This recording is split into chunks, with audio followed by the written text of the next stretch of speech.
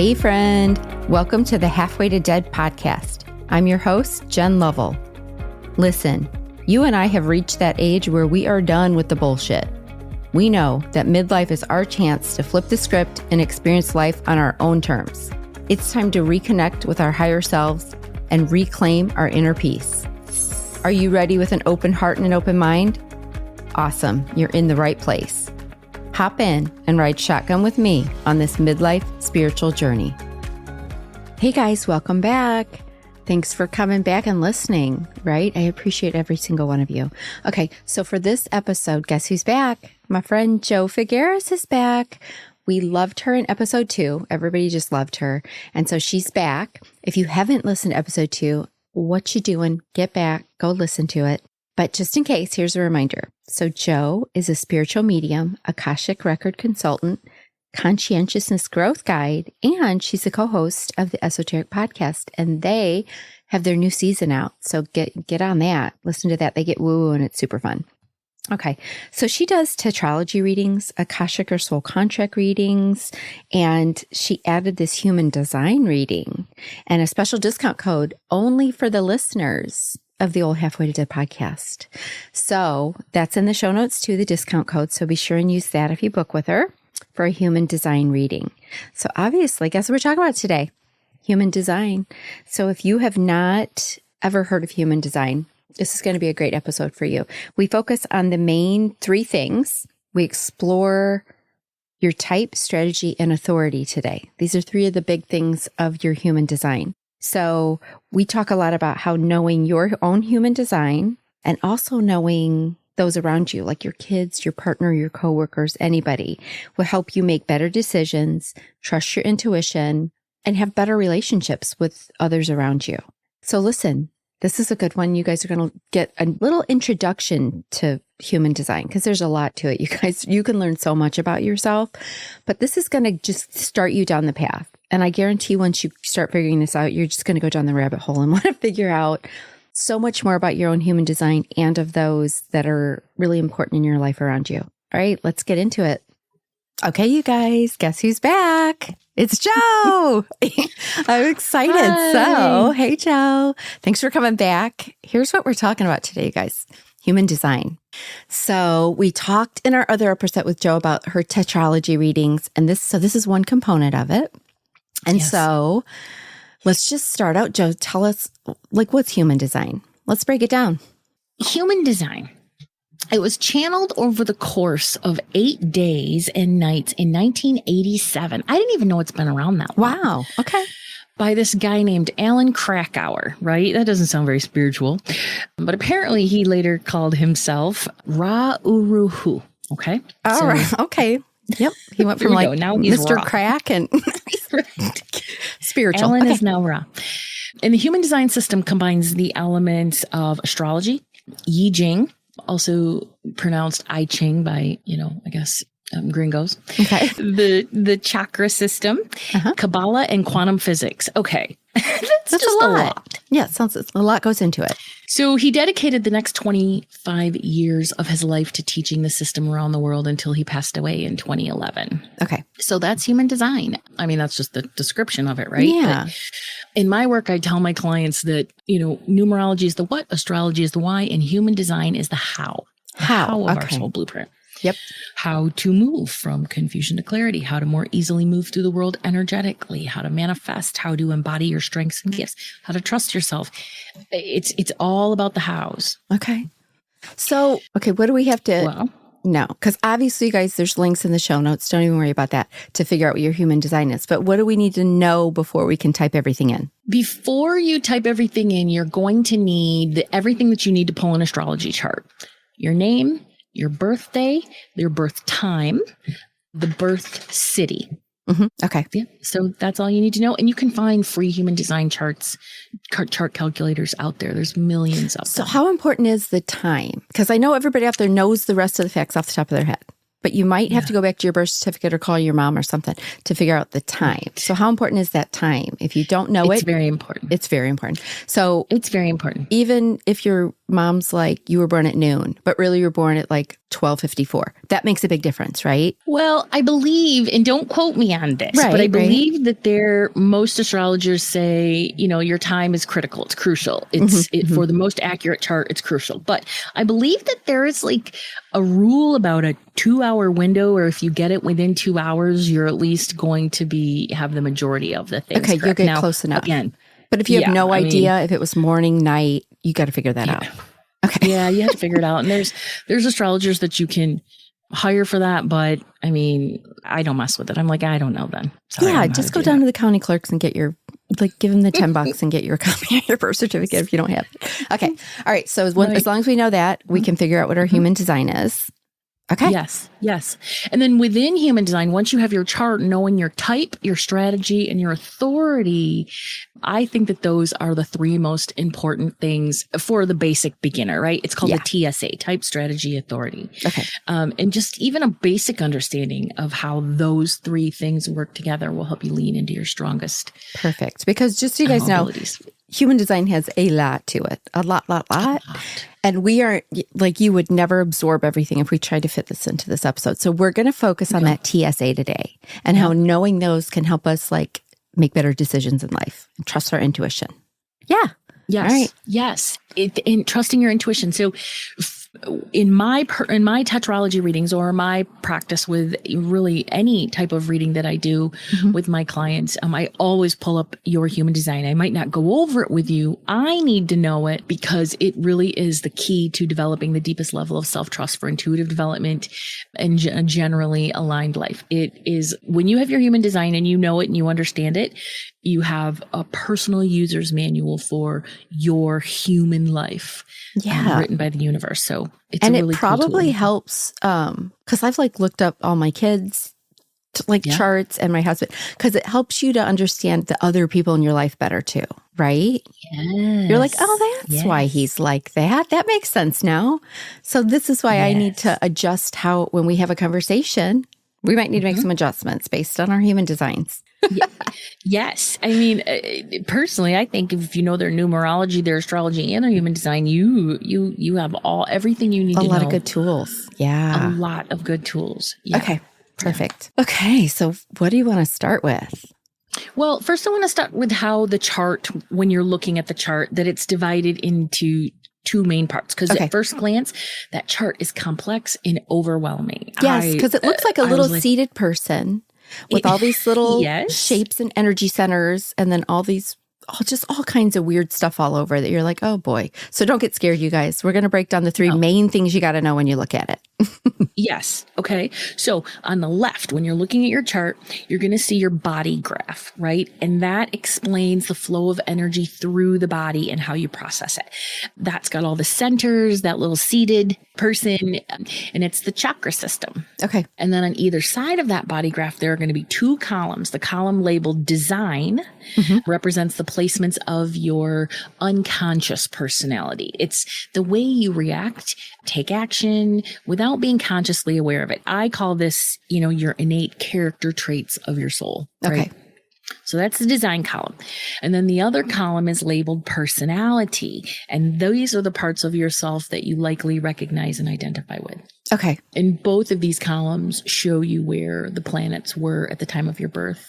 On the right of that column is a list of the chart properties. Right? So the first property that we're going to talk about is your human design type, which reveals sort of your hardwiring of your energy. It's your unique way of expressing yourself out in the world. Your strategy reveals how to create the most aligned opportunities in life, with career or, just whatever, right? Whatever it is that you want to do. It's the specific way to use your energy to make decisions and take action. That's why I like the strategy so much.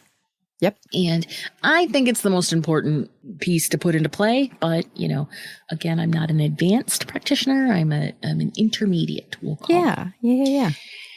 And then your authority reveals your body's way of communicating with you regarding decisions and choices. And this one is the one that lights me up the most because it's your intuition. Oh, okay, cool. Okay. All right. Okay. So the main thing that's going to come up at the top is your type, right? Yep. Your type. Your type. There are 5 human design energy types. There is the manifestor, the generator, the manifesting generator, which is like a hybrid mix of the two, the projector, and the reflector. Yes. All right. So each aligns with a strategy. And so when I go over the type, I'm also going to include the strategy. Perfect. So I'm a manifestor, everybody. I'm a manifestor. I have a daughter that's a generator. I have a husband and a son that are manifesting generators. And I have a reflector. Yep. Wow, look at that. Quite the little family we got. Yep. I love it. I know. I love that. I love that. Well, the first type is the manifestor. Okay. And you are here, manifestors are here to get things started and initiate projects. Manifestors are the innovators and the creators. You bring new ideas and new ways of doing things into the world. You're meant to walk the path that's never been walked before. And because you have this ability to see the big picture, you can see where things are headed.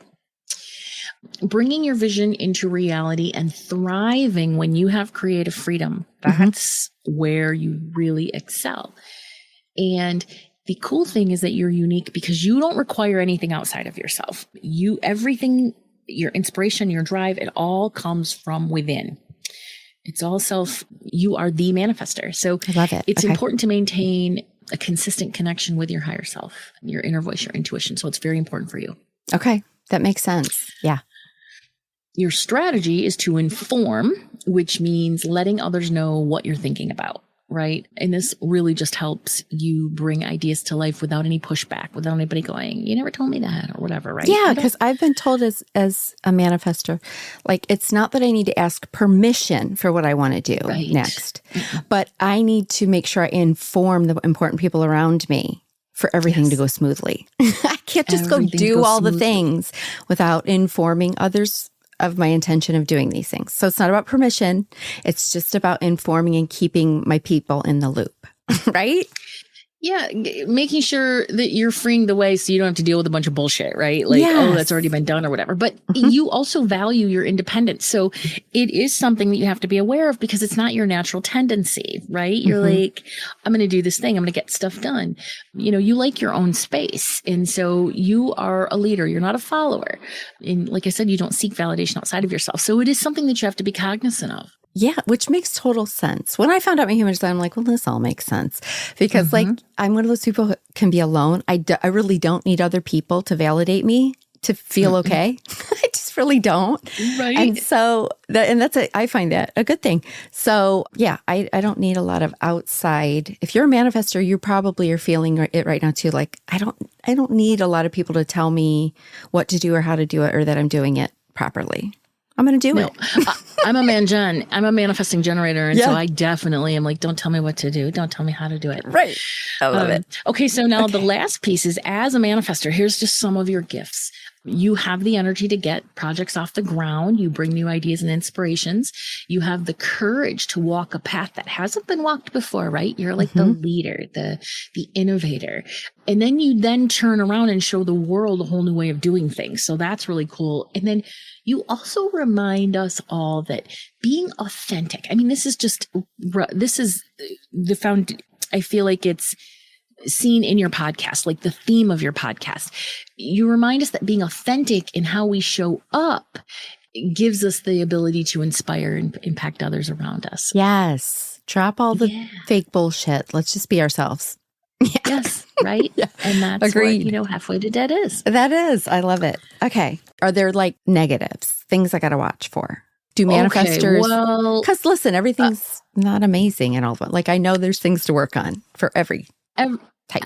There are, but I'm going to be honest. I did not go into the negatives and I'm different in many, many readers because the negatives are our shadow. Now, are there traits that are specific to a manifestor, things that they don't like? Well, sure. Like you don't like to be told what to do. You don't like to be, you're not a follower, right?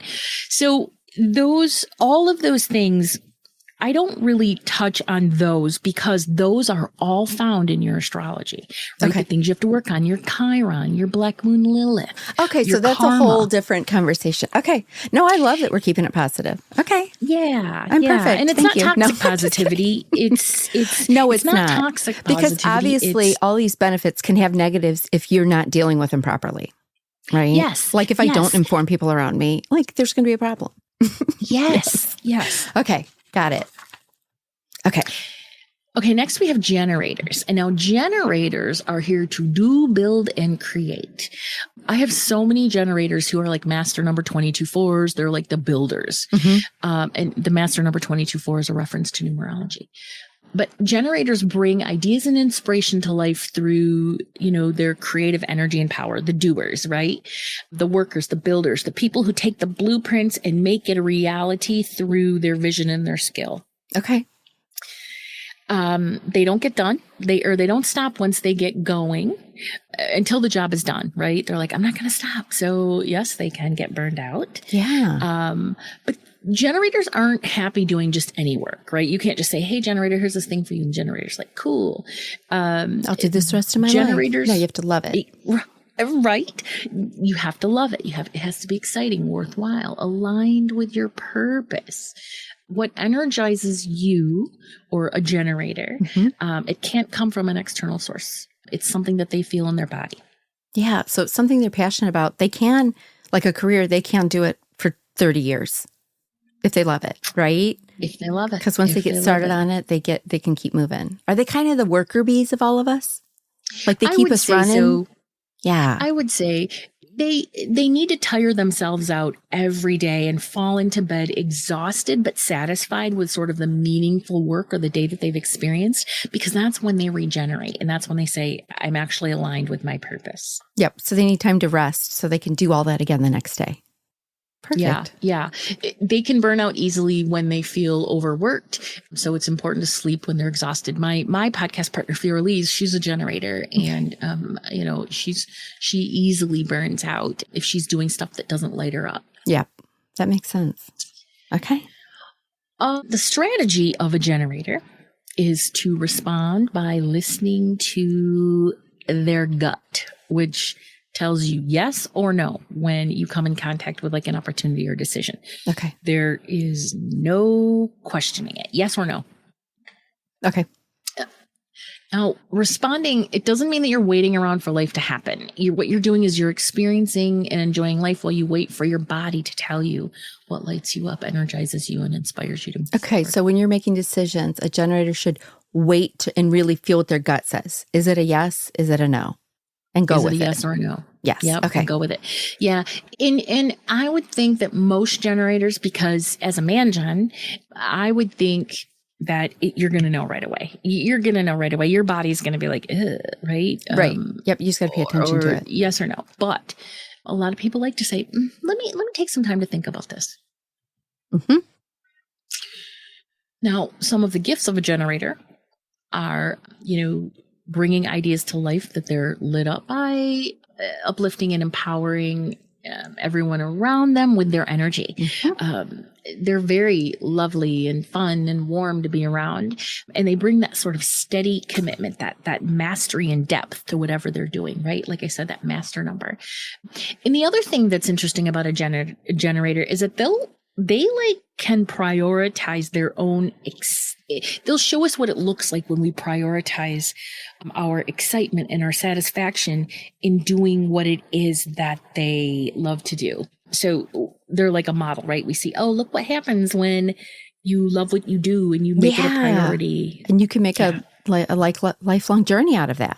Yeah. You really can. Because there's like the difference like between manifestor generator. Manifestors, we go more in spurts, right? Like we get things started, we get things moving, and then we got to shut down until the next big thing happens. Generators can kind of they're the ones who keep it moving then. Like we hand it off to the generators and they make it happen. For forever. Yeah. Yes. They're in for the long, they're the long haulers. They're the long haulers. Right? They're like, we're gonna, the manifestors are the inspiration and the generators are the get it done. Yep. They get inspired for something and then they will get that done. Yeah. Yes. Very important. Okay. And then we have the manifesting generators, Okay, right? we got They're a combo. hybrid of both the manifestor and the generator. Okay. And that's what I am. Yeah. And I feel like we they are can do here to anything, those man gens. Yeah. anything. We're here to build things like the generator. We're here to find efficiencies in the world around us, but we also are able to manifest and get that inspiration. It's a combination, and I would call us like multi-passionate doers and a creative force. Very creative man-gens. Are they sometimes more, can you be more manifestor than generator, more generator than manifestor? Are they pretty balanced? Well, honestly, I'm going to say that I don't know. That would probably be something that would be found in different parts of your chart and their channels. Yes. Yeah. In those more advanced areas of the chart. But I know that as a hybrid, they are a little bit different. I resonate with the generator. I resonate with some of the aspects of the manifestor, but it's really, the man-gen is more about bringing ideas to light to quickly when you're lit up by them. Yeah. Like, we absolutely have to be lit up by it, but we will find a better, easier, faster, stronger way of doing something. Okay. All right. The other thing is that man-gens are wonderful multitaskers, wonderful, moving easily between projects and passions, and then inspiring everybody, with their skills and all of those things. There's an element of reinventing yourself when you're a manifesting generator. Man-gens are not meant to follow the status quo. Man-gens are meant to break the mold and move forward and say, I'm going to do this in a really crazy way or an interesting or unique way. Follow me and I'll show you how. Okay. I love that. Do their minds work a little quicker? Very much. Yes. Yeah. Because Very both much. my son and my husband, who are both manifesting generators, those brains go a mile a minute, right? Yes. So Yes. it could be someone who's been labeled like ADHD or ADD, Yes. like are probably a man-gen is what I'm hearing. Like there's a lot going on up there because they can do so much and get it so organized, right? Do you find that they have to go back and redo things because they miss important steps? Sometimes there'll be some missteps. Yep. Because there's so much going on. Yes. But yes, it's amazing what their brains can do. Yes. Yeah. Yes. When I have an idea or an inspiration, I just want to get it done and get it out to the world, right? And then I'll launch something, even if it's just a post, and I'll go back and I'll go, damn it, now I have to go and edit it and fix it. And edit You're like, what have I started? Yeah. Exactly. So there's always a lot of plates spinning, like multiple things going on. I love it. They too must tire themselves out at the end of the day. They're happiest when they fall into bed exhausted but satisfied. Yep. They got a lot done. Sounds like they don't sit still much. Does that seem right? No, that whole reinventing themselves. I will tell you that when I decided to leave the corporate world, I was like, all the things. I want to do Reiki, I want to make jewelry, and I want to do readings, and I want to do 10 things all at once. Yes. And everybody was like, oh, you can't do that. You got to pick one thing. You can't make a living doing that. And as a man-gen, which at the time I did not know I was, but I remember thinking and looking at these people going, you can't do it, but I can. You don't get to. Right. And I have, and I do. And you can't handle 5 things at once, but I can. Yeah. Exactly. That makes total sense. Yeah. Exactly. And in fact, a man-gen strategy is to respond and inform. Right. So this means listening to your gut with yes or no. Right. Yep. And then say, okay, this is what I'm going to do. But it has to be presented to the man-gen, right? Here's something else that I found out about man-gens is that hustle culture, that pushing to make things happen, that does not work for a man-gen at all. It's going to backfire because you're going against the flow of your energy. Okay.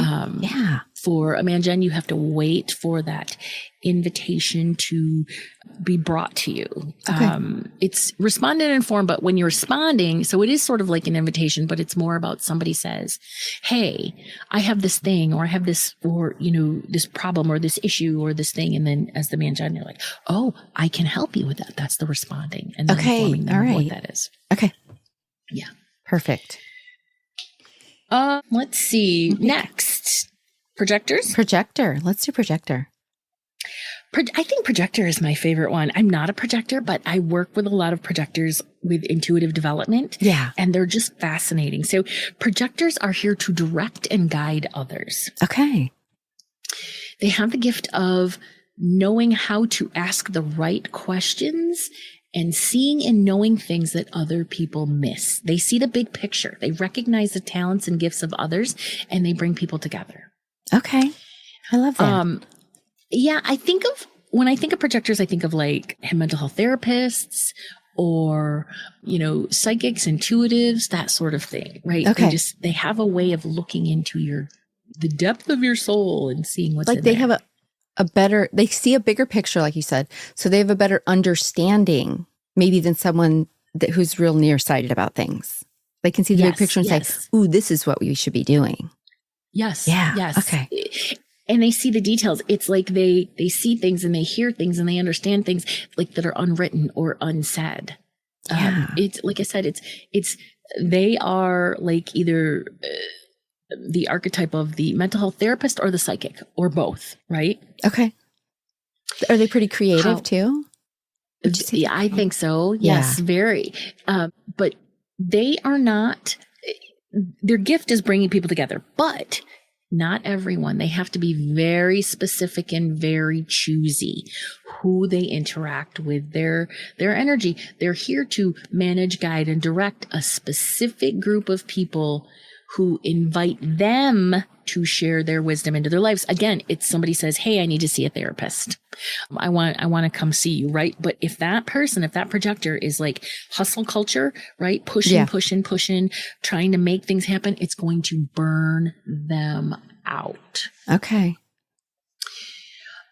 Projectors also need to make sure that they're aligned with the right people, or else they'll feel like, what am I doing here? They're not appreciating this. I'm a giver. They're taking. I'm wasting my time.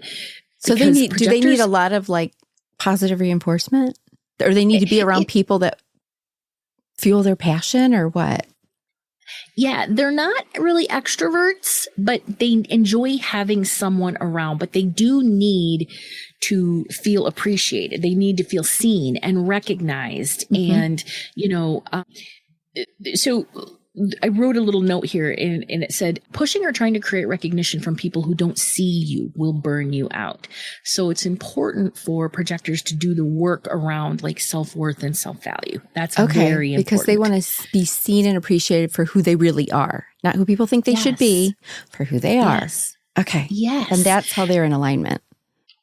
Yes. Okay. And so when they're always looking for, like recognition and validation outside of themselves, it's going to be a challenge. So for projectors, I recommend looking at your second house astrology placements as well as your Chiron and Black Moon Lilith, because they're going to give you some great insight into that inner healing work that your soul planned for this incarnation. Okay. Perfect. Let me see. What some of their gifts are: recognizing the potential in people. Okay. Asking the right questions in order to come up off of that, right? Mm-hmm. Modeling a new path to success that isn't about working harder or doing more. That's interesting. And I see that a lot in my clients that are projectors. They need to do something different, new. Yeah. So they're probably not great at like a plain old 9-to-5 job. I don't think so. That's not really for them, because they have these bursts of creative energy that they can expel. Then they need to rest, then do all of that. So they might get burned out if they just work a job they're not passionate about, 9-to-5. That's not going to work out for them. It's not going to work out for them. I mean, who's to say, but I don't feel like it's going to be, it doesn't align with their energy, right? Their strategy, their authority, because they're meant to help others use their energy more effectively and offering a new and easier way of doing things, right? Innovation. So why would they wouldn't thrive in a traditional role, because they're meant to show others how to thrive in non-traditional roles. Gotcha. Okay. Yeah, that's cool. Is your projector in a traditional role or a non-traditional role? I don't have, mine's a reflector. Oh, you have a reflector. I don't have a projector. Right. I have a friend who has a projector. Yeah. But he seems like the type that like would excel in a more creative burst of energy environment, not an everyday job. That's why I asked. Yeah. Yes. He's very creative. Yeah. Well, yeah, the projectors that I know are very creative. One of my friends is a mixed media artist. Yeah. And again, another is like a therapist. So yeah. So he's an artist. Therapist. Like he can sit and draw the most amazing things that nobody's other brain would probably think of. It's Isn't that amazing. cool? Yeah, it is cool. Yeah. Like I said, there's a reason that the projector is my favorite. It's not like on paper they're my favorite, but they're my favorite to work with. Yeah. They got a cool energy. Yep. So their strategy is to wait for the invitation. And this is their undoing, because even though we're not going to go into self and not self themes, when they're not aligned, they can get very bitter. And that comes out in their energy. And so these lovely, fun-loving, lighthearted, creative people all of a sudden are bitter, and you're like, what? Like, what's going on with Where you? is my happy person? Yeah. But so their strategy is to wait for the invitation. And because their insight and perspective and what they do and their knowledge and their skills are so valued, it really is best to be invited by others before sharing their gifts and abilities. And they can get very disappointed and discouraged and like, how come I'm not getting asked to join the club or sell my work Feel or isolated, write the book or whatever. Yeah. But they're actually waiting. All they need is that invitation. They need the recognition. Yeah, they need recognition. Someone to say, no, your artwork's amazing. You should sell it or something, and then they can jump on board. They just want to be invited. Okay. Got it. They really do. Yes. Yep. They need the invitation. Aware of that bitterness. So if you have a projector out there and your projector tends to get bitter, it's probably because they are not being acknowledged properly. They're not being acknowledged, and they're not being, invited to share their skills and gifts and abilities with the world. Yep. Okay. That makes total sense. Okay. And finally, we have reflectors. And reflectors are here to be a mirror for the community. They're the rarest of all the types, representing just 1% to 2% of the population. And I think I said this before, but of all the tetralogy readings I've done, I've had one reflector.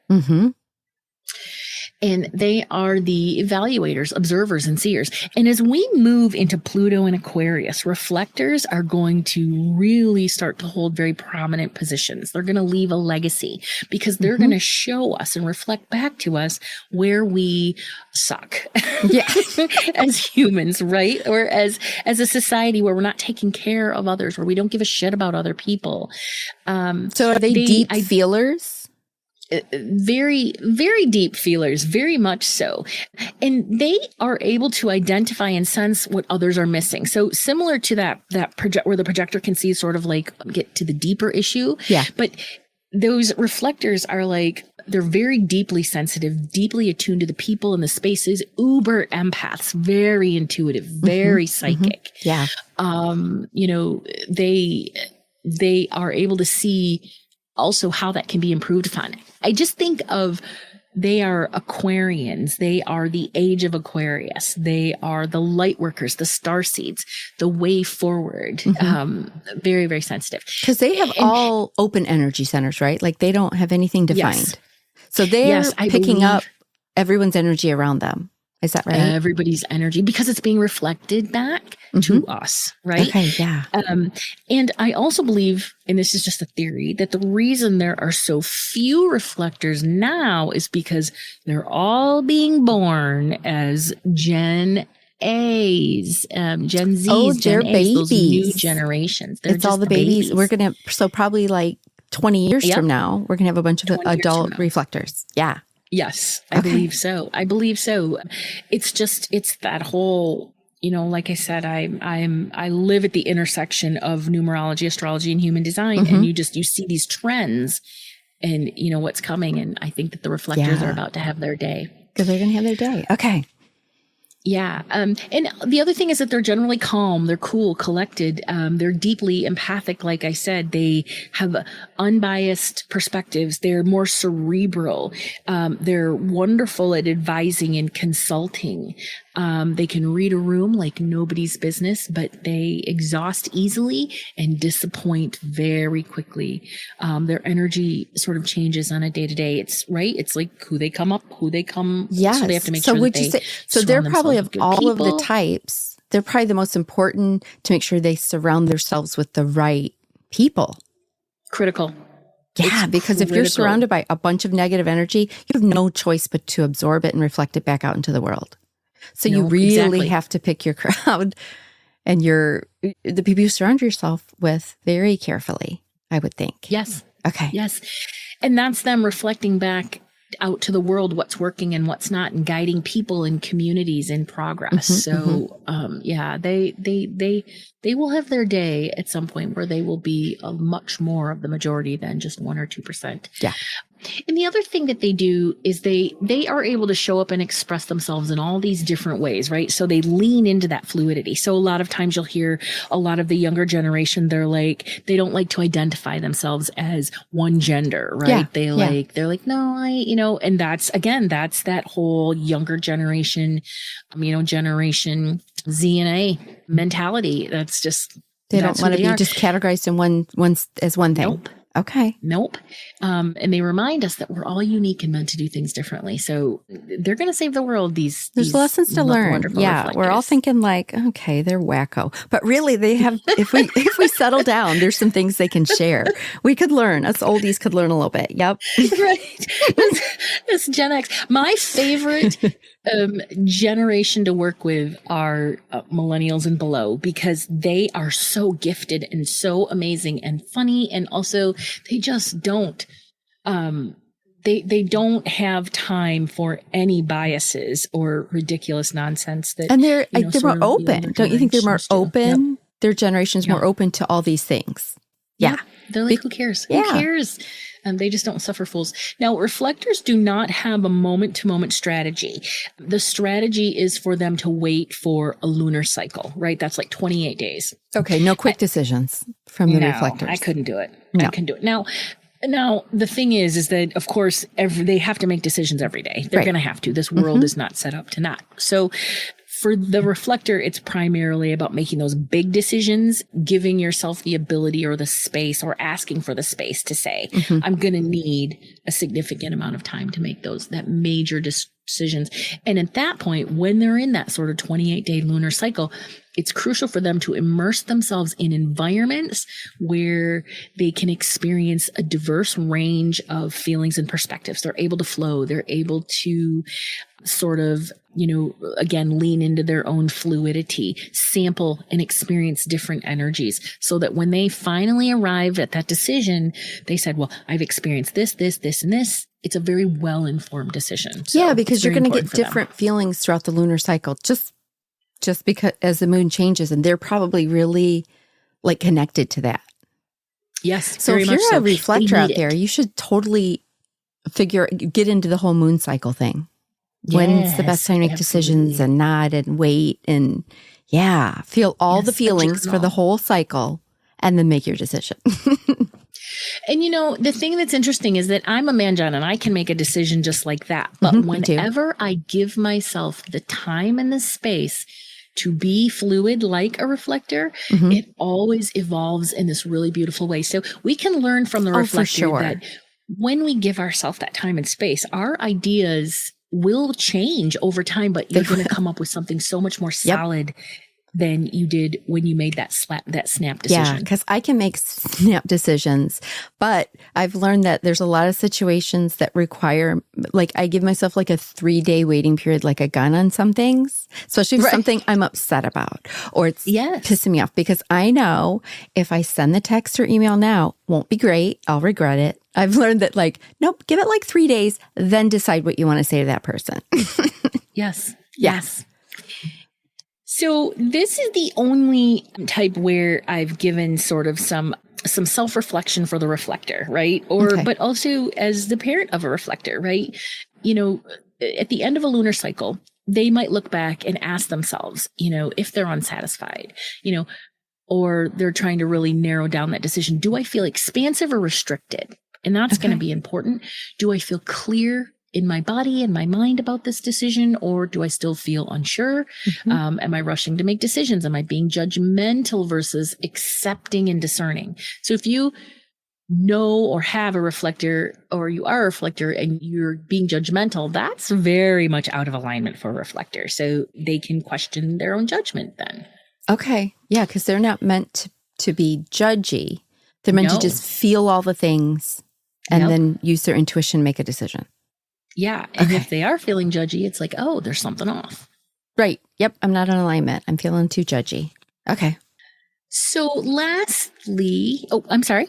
Well, let's talk about authority, because authority reveals our body's way of communicating with us regarding those decisions and choices.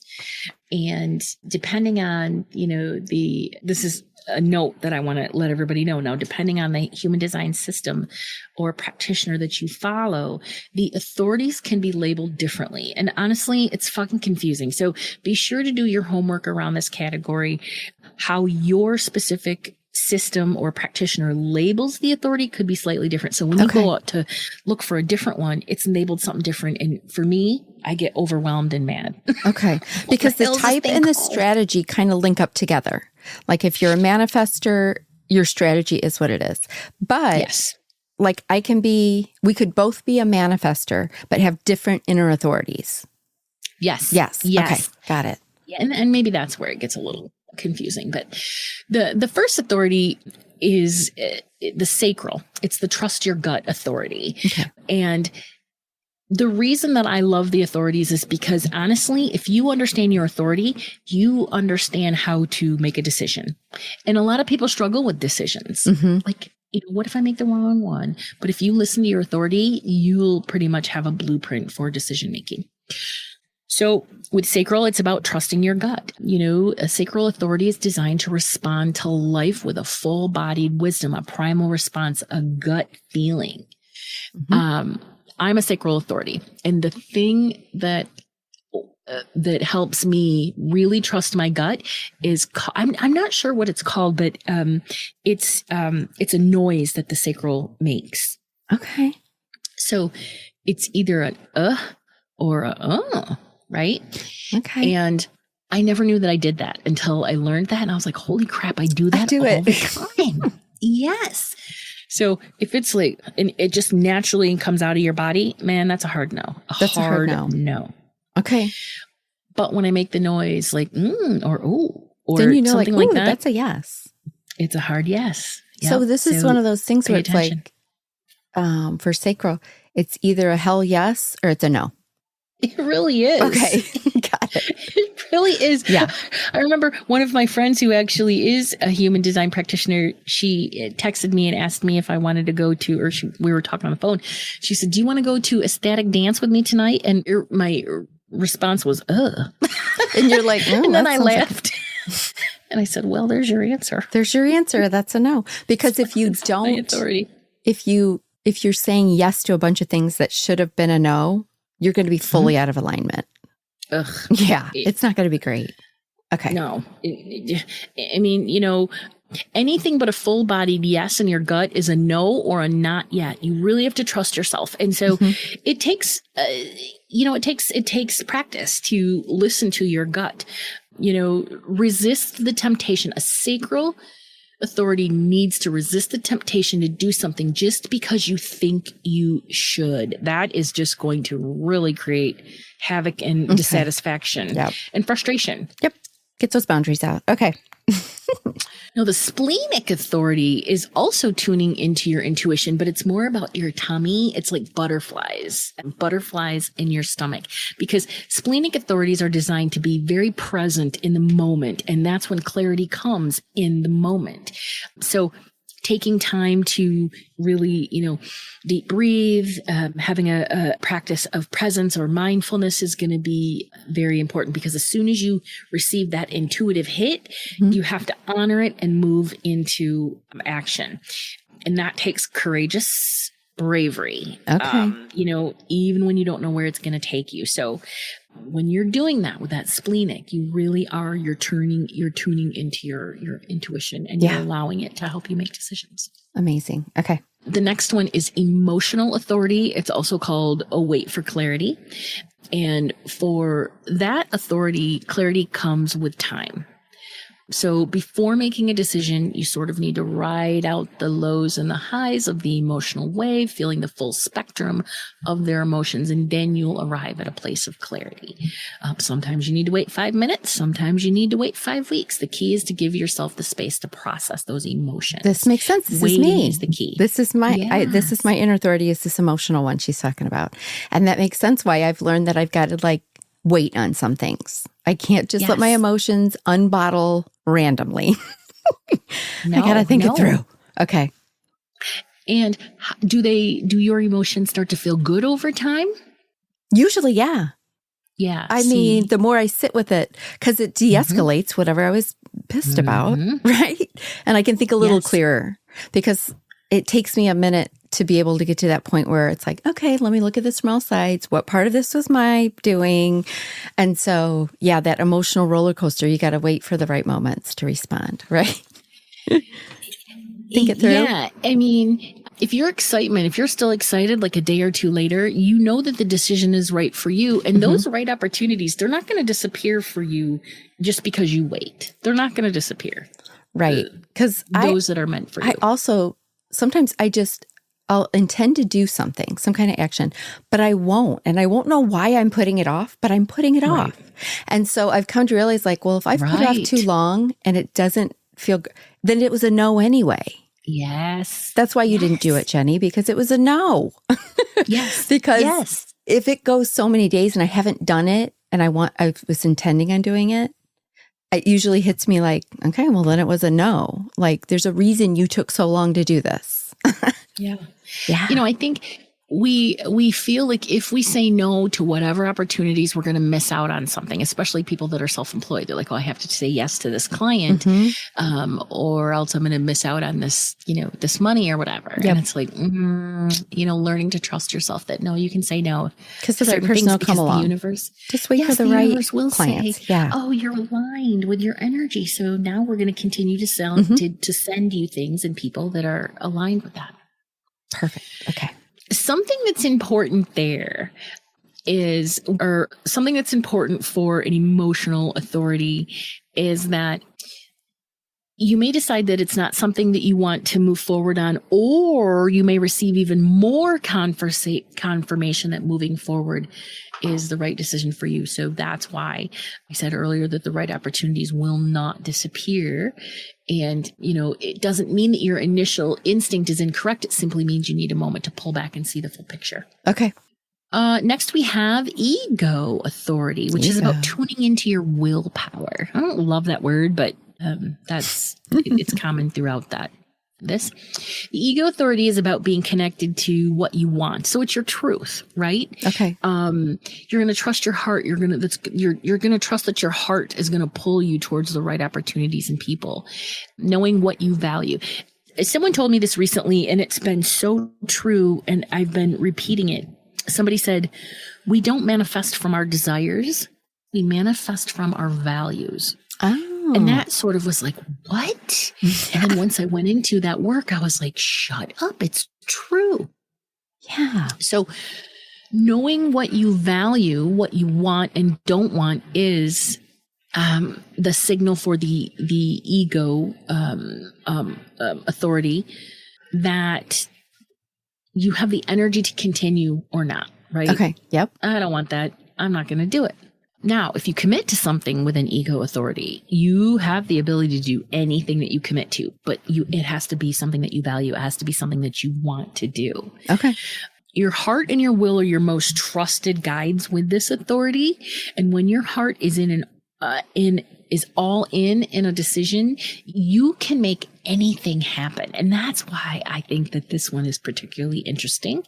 And I don't get a ton of people with ego authority. So it's very interesting. The other thing about ego authority is resting and recharging before making a new commitment is recommended, because you can't force motivation with that authority.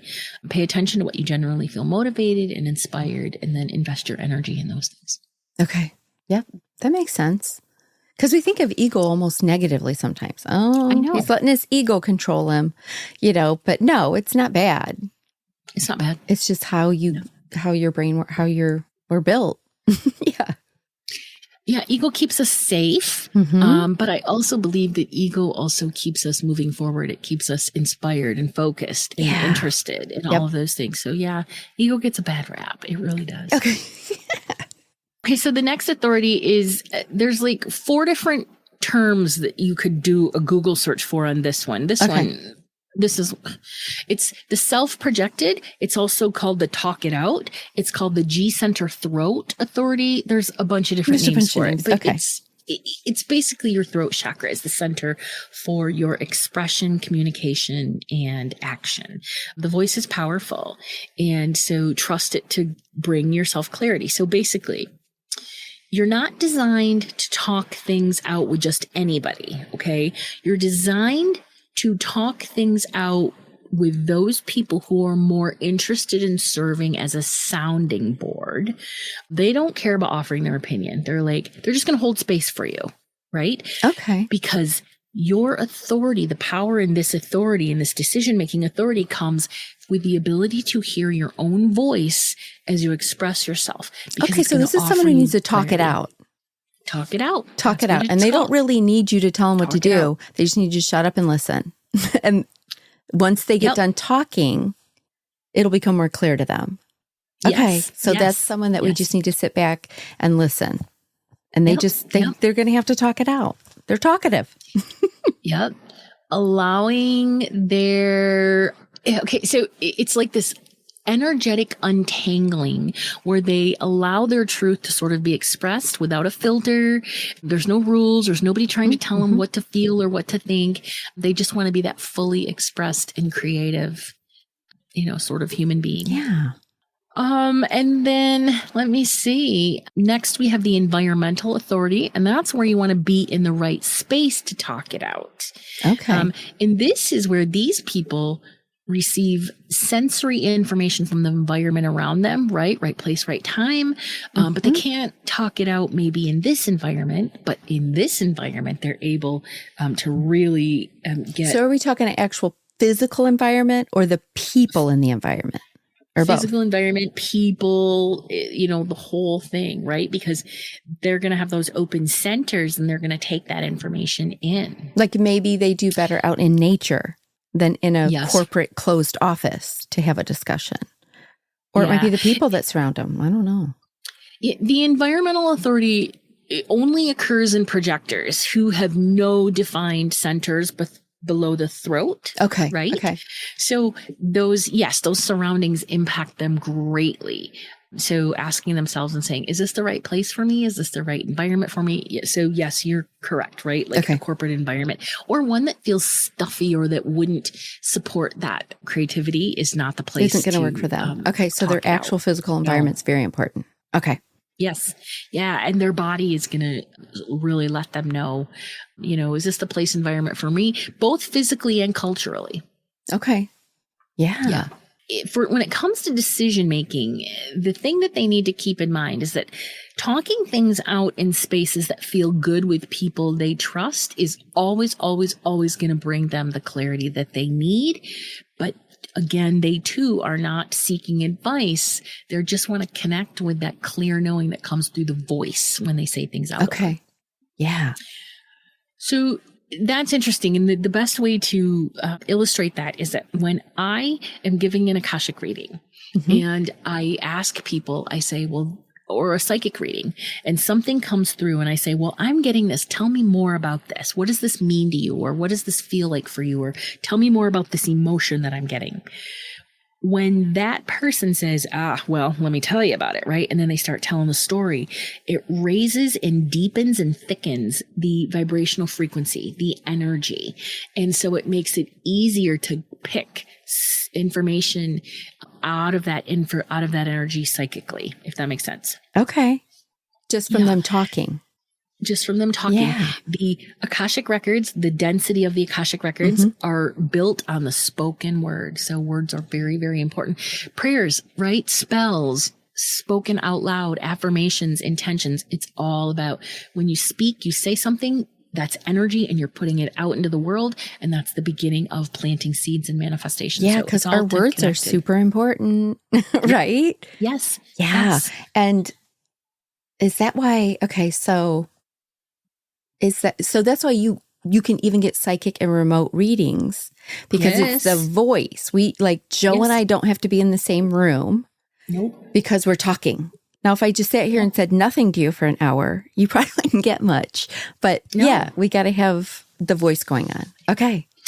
Yeah. I mean, there, you can do cards, card readings, tarot readings, all those things, right? Like you don't have to have the person right there, but I would bet that most readers will have some sort of process where they sit down and they tap into the person that they're reading with distance Reiki, distance readings, all of those things. There's some sort of connection. Yeah. Yep. Energy connection.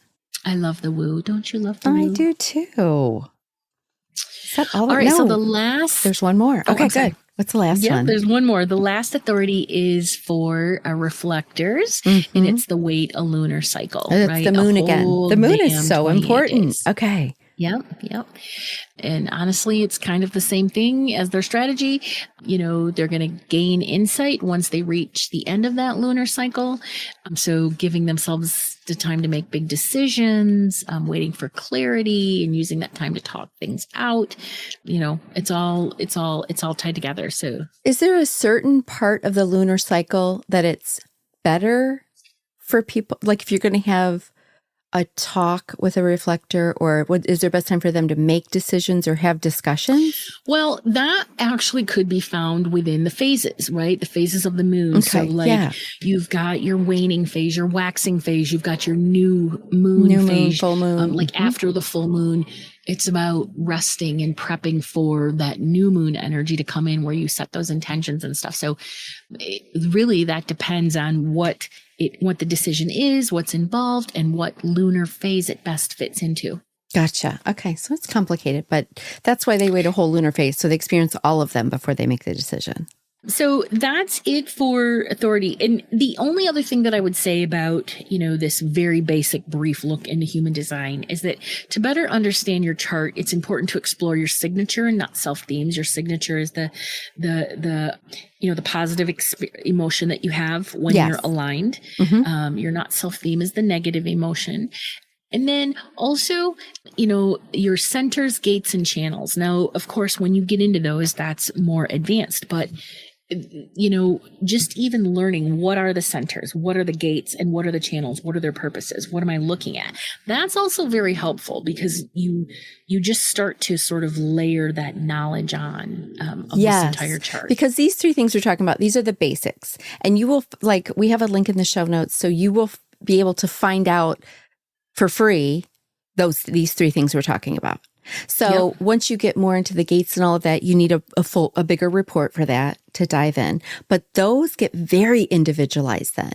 Yes. Right? Yes. Like the exact gates and channels you have open. What centers are defined, right? Yep. There's a lot to it, but we don't want to overwhelm you guys today. These are the three things to get you started if you have an interest in human design and what your human design, or your children or your partner, whoever. If you're just wanting to get some more insight, do these three first. These are the three. Yes. And I have a special for your listeners that if they're interested in an intro to human design reading for listeners of this podcast, there is a code that we'll include in the show notes that to take $20 off. And I will go into those basics, the TSA, but also because I am an intuitive, I include some intuitive insight, but I also do include your signature and your not self themes. And then I go over your gates and channels, your centers, and we look at your open centers because that's where we take in energy and amplify from others around us. So on the premises here that we have multiple lives, right?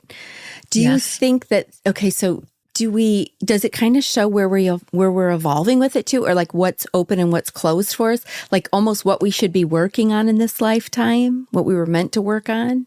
And then maybe in our next lifetime, that center will be defined because we worked on it. You think? It's all tied together. It's all a part of that soul blueprint because, who you are, how you're energetically designed, it all starts with your numerology and your astrology, right? So if you're here to be an Aries, to make decisions, to be self-sufficient, all of that's going to be reflected in your karma and your astrology. So when you look at your human design, it's your centers, your channels, and your gates are going to support the need or the forward action of independence and innovation and all of that stuff. For what you need to do and learn and what you had planned on doing in this lifetime, basically. Yes. Because our birth date and time, it's not an accident, right? It's not an accident. No. You were born on the day, time, exactly where you were on purpose. You planned it. Yes. God planned it. We all planned it because this is how you needed to be designed to learn the things you needed to learn in this lifetime. Right? Mm-hmm. Yeah. Yes, So just embrace it. There's no mistake in any of this. You were born exactly how you were meant to be born. Okay? Yes. And there's even this other cool, so me as a nerd, when it comes to all of this stuff, there is a date, and I forget the name of the date, but it's 88 days before you're actually born. I do know. I have looked at that before. I'm going to tell you what it's called. Okay. Right. Because it is called, because I wondered about it one time. Date or something. It's like It's a date when your soul decides, okay, I'm in. I'm all in. I'm all in. And then the soul goes through the soul blueprint process of creating the soul blueprint, which based on the karma and all that stuff. And then it decides, okay, this is the date this is the date and time that this person needs to be born in order for the soul blueprint to activate. So, but the date that the soul says, okay, it's on. So it's kind of like the date that you put in your application. Yes. Because when you get the bigger human design, printout, whatever, that's on there. That date's on, it's not a creation date. I forgot what it's called, but it's on there. And because I wondered about it, because it is about 82 days before your birth date. There's like a kind of an exact date. Yep. It gives you an exact date. And so that's when you think, we really go all in and drop in. Okay, this is when I'm going to be born and all the things, right? Yes. So what I did was I took that date and time, because mine's like October 12th, I think is 1968. I think that's what my time is. And I don't remember the time, but I took that date and time and I pulled an astrology chart based on that. Yeah. And I pulled a numerology chart on that. And I pulled another human design chart based on that, and just spent hours going through that thing. And I'm like, shut up. So it was such a cool little exploration. Because what did it tell you? What did it show you? I mean, it gave me a whole different life path and a whole different karma and a whole different thing. So, it showed, but it also showed me how they were related and how they supported each other. And that this decision, the date that I made this decision, actually was very supportive of the karma that I needed to address and, the sign that I needed to be born under. So is that kind of when our consciousness drops in maybe, or? I wish I could find the notes. I mean, I went down a rabbit hole. I will admit I was on cannabis when I did it. Okay, yeah, you had a good time. I have like a 6 pages of notes about this thing, because at some point I'm actually going to see if I can roll it out as a reading to explore this with people. Yeah, because that date is really cool. Because I saw it and I wondered, what is that? What happened on that day? You know what I mean? And so that would be cool to figure out. Yep. Yeah. There's so much information in the chart, you guys. And all of a sudden you're like, even just like the environment that you feel more comfortable in, like caves, water, like it just, how you digest. What's your environment? My environment what was my environment? Water. Mine was water. Was there water? Shores? You mean shores. That's what it was. Shores. Water line, like being near water. Yeah. Shores. That's what it was. Mine was caves. And I was like, what? I have a friend who had caves too. Yeah, and then I realized, it's like basically I like to have an office and I like to see who's coming in my door. And I'm like, well, that makes sense. That's totally me. Yes. Right. And you like to be in your own space and see what's coming. So it's not just like you're going to live in a freaking cave. Yeah. No, it's about, because I had someone who's came up like kitchens. Yeah. Oh, yes. Kitchens is interesting, though. I love kitchens because kitchens is the environment where someone thrives in an environment when there's a lot of different people coming together, like a recipe, a lot of different things, like a collaborative or a collective or something like that. Because it doesn't mean that you like to cook. It's not. No. It's the environment, the kitchen environment where we all come together. You like to be around a lot of people and things. Yeah, it made total sense for him, but yeah. There's also a piece in human design that the arrows at the top of the chart, I didn't get into those. Yeah. They're called variables. And one of the arrows will tell you whether you best manifest specifically or non-specifically. So is it easier for you to manifest if you're very specific, or is it easier for you to manifest if more general? Are more general and you're like, I just want to feel this and feel that instead of I want this, I want that, I want this, and I want that. So, oh my God, there's so many details. You guys, once you get into this, you're going to learn so much about yourselves and the people around you. Because I love to download the big long, like you go on, you get a free one, but then you can pay like $49 or something and you get like 280 pages all about you. Yeah. It's insane. Yes. Yeah. It's really, really cool. Yeah. Yeah. That'd be a cool baby gift. If you had someone into it, like, a little book of like, okay, here's what your baby's meant to do. This is their design. Yeah. Especially with these newer generations. Yeah. And, because there's going to be a lot of these younger parents, right? The millennials and the Gen Zs, they're going to start saying, I'm going to raise my baby from the beginning. I'm going to teach my baby how to meditate. I'm going to teach my baby that it's okay to, see spirits. And, that is all that stuff. That's already happening because we're already starting to teach kids breath work. Yes. Right. And addressing their emotions right when they happen, like all the things I didn't do. Yeah. Yes, I know, right? So things are changing. Yeah. We try and look at the negative all the time right now because things feel negative, but no, there's a lot of good change going on out there. There's so much good change. The babies are going to save us. The babies are going to save the world. I know. I'm excited.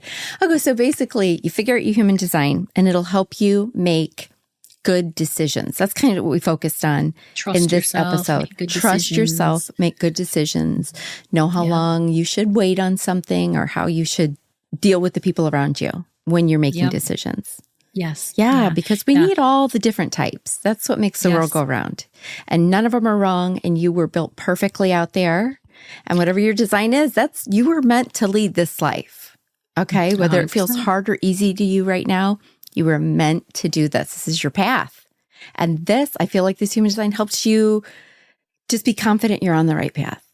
That's what it does for me. Like, okay, no, I was meant to start things like this. The podcast or a book or whatever. Yes. I meant to start the things. Yeah.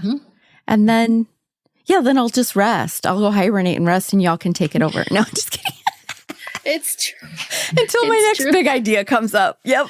No. It's true. And I embracing like the rest you need. Because a lot of these, you need a resting period. You'll have bouts of energy, but you need an extreme amount of rest. So once I feel like once you can acknowledge that, it's not lazy to take a nap because I need that rest. It's okay if I got to take 2 or 3 months to chill and figure out what's next.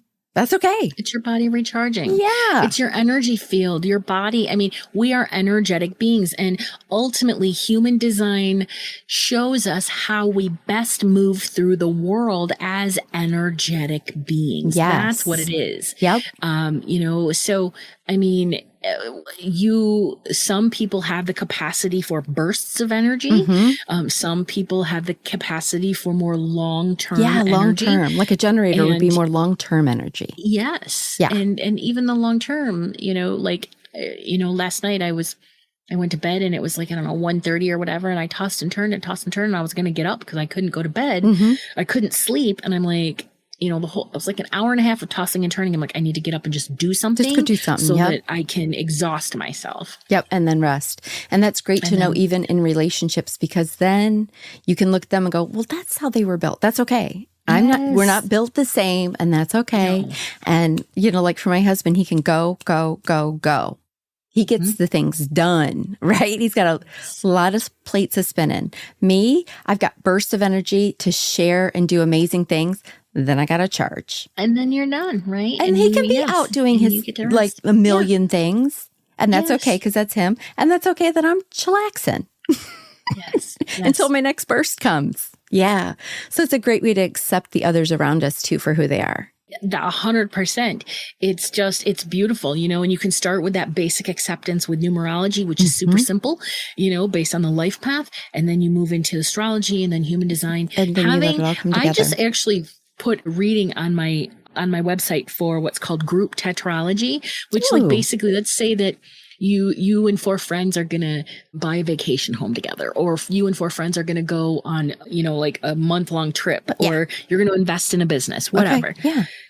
Then let's look at all 4 of your tetralogies to see where the potential conflicts could be, but also where you can support each other with a strength. So, this is so this kind of helps like make some the right decisions on the trip or the move or the purchase or whatever, if you're going in on a group thing.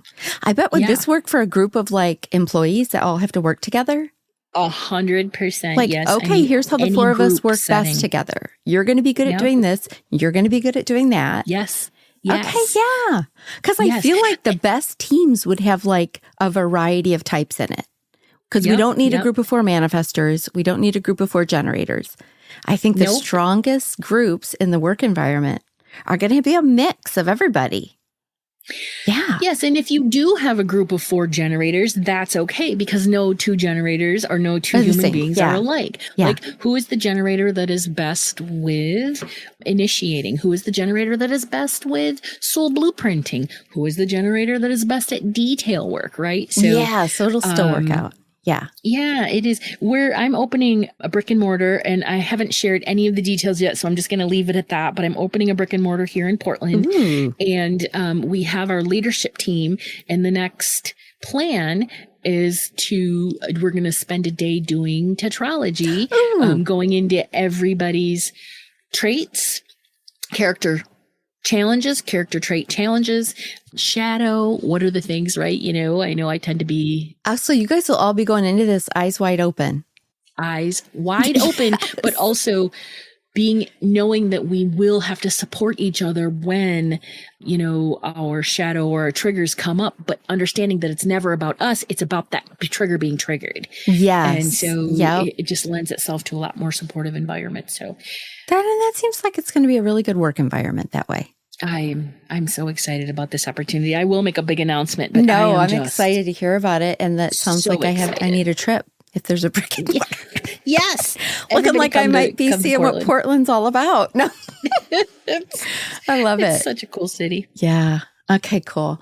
Well, thank you. So this has been good. So this is just tip of the iceberg on the human design here today, guys. Okay. It really is. But these are the main things that if you want to start into this journey, just get to know those things first, and then you can dive in deeper. You can head down the rabbit hole after that, because there's a lot more to learn. There's so much. And it's so cool. And it's always so spot on. I haven't talked to anybody who learned their human design who was like, that's not me at all. Right. No, you'll be like, oh, nope, that's me. Yeah. No, it's amazing. Oh my gosh. All right. Well, I'm excited for everything you have coming, and I'm going to have that discount code and the links to get your tetralogy readings. And we also have a link that you can click on to just go get your free human design. So you can figure out these 3 things. Again, you got to know what time you were born. So, get the dust off the old birth certificate, or call a parent or a sibling, somebody or just go to the courthouse and get a new birth certificate if you need to. I had a couple friends, so I'm like, no, you need to go pay the $10 and go get your birth certificate, because we got to know your human design. Yeah, yep. It's worth it. It's worth it. Yep. Another tool. Lots of tools in the toolbox we got around here. Yep. Well, thank you, Jo. This has been fun again. And I'm excited to see everything you have going on next. And I'm sure you'll be back around. Yeah. And she's recording again. So you get she's back at it. She's got a new season with her podcast. So you guys know that's all in the show notes. So you can link and find everybody and everything they're doing. Thank you, ma'am. You are so welcome. Thank you for having me. It's been fun. No problem. Oh, really fun. Thanks. Listen, I know your time is valuable. And right now, I'm feeling super grateful and totally humbled that you chose to hang out with me today. If this podcast resonates with you, could you do me a solid and hit that subscribe or follow button? That's going to help you out, because you're never going to miss an episode. And it helps me out because you're never going to miss an episode. And if you have like 30 seconds more, could you leave a 5-star rating and maybe leave a kick-ass review? Thank you so much, and I can't wait to continue our journey on the next episode. Oh, and I can't forget the fine print. You know, the legal jargon. This podcast is presented solely for educational and entertainment purposes. We're just two friends on this journey together, and this podcast is not intended as a substitute for the advice of a physician, professional coach, psychotherapist, or any other qualified professional. You get it. See you next time.